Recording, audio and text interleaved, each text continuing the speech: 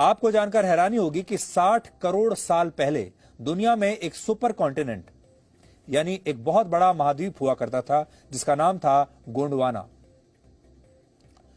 जो उस समय पूरी पृथ्वी के 20% हिस्से के बराबर था। और आज का पूरा भारतीय उपमहाद्वीप दक्षिण America, Africa, Antarctica, Australia, New Zealand और अरेबियन पेनिनसुला इसी गोंडवाना लैंड का हिस्सा हुआ करते थे। लगभग 20 करोड़ वर्ष पहले पृथ्वी के नीचे मौजूद टेक्टोनिक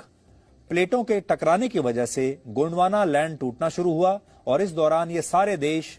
महाद्वीप और उपमहाद्वीप अस्तित्व में आने लगे। और इस सुपर कॉन्टिनेंट का नाम गोंडवाना गोंड आदिवासी लोगों के नाम पर ही रखा गया था, जिनकी पहचान मध्य भारत से जुड़ी हुई है, ऐसा माना जाता है। यानी भारत के आदिवासी आदिकाल से भारत का और भारत के इतिहास का हिस्सा रहे हैं। यह बहुत बड़ा दुर्भाग्य है कि हमारा देश जब आजाद हुआ उसके बाद असल में आजादी आदिवासियों को भी मिलनी चाहिए थी, और वो भी हमारे देश के उतने ही महत्वपूर्ण नागरिक हैं जितने बाकी के लोग हैं। लेकिन आदिवासी मुख्य धारा से कटते चले गए, और मुख्य धारा में जो शक्तिशाली लोग थे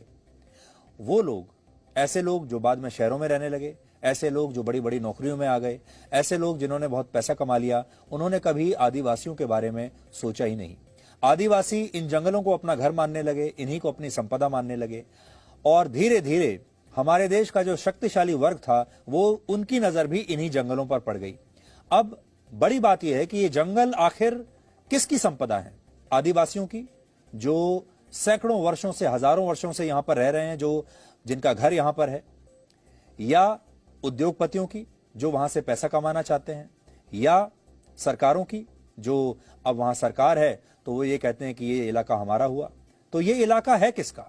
ये एक बहुत बड़ा विषय है, और इसीलिए हमारे देश के जो आदिवासी हैं वो परेशान रहे, वो दुखी रहे, और आज भी बहुत अलग अलग तरह के जो विरोध प्रदर्शन होते हैं, जो अलग अलग तरह के मूवमेंट्स चल रहे हैं, उसका एक बहुत बड़ा कारण ये भी है कि आदिवासियों को कभी हमारे देश में न्याय नहीं मिला। लेकिन अब हम उम्मीद करते हैं कि आदिवासियों को न्याय मिलेगा, और साथ ही जिस तरीके से हबीबगंज स्टेशन का नाम बदला गया है उससे ये भी समझ में आएगा भारत के लोगों को कि इतिहास में जो चीजें आपको सही तरीके से नहीं पढ़ाई गई, और वो हिस्सा हमारे देश में अलग अलग स्थानों के नाम में भी निहित है, उन सब चीजों को, उन गलतियों को अब सुधारा जा रहा है, अब उन्हें ठीक किया जा रहा है। और इतिहास में जिन लोगों को सम्मान मिलना चाहिए था, इतिहास में जिन लोगों को हमें वाकई में असल में याद करना चाहिए था, अब उन लोगों के बारे में आपको फिर से बताया जा रहा है, और इसीलिए इन जगहों के नाम भी बदले गए।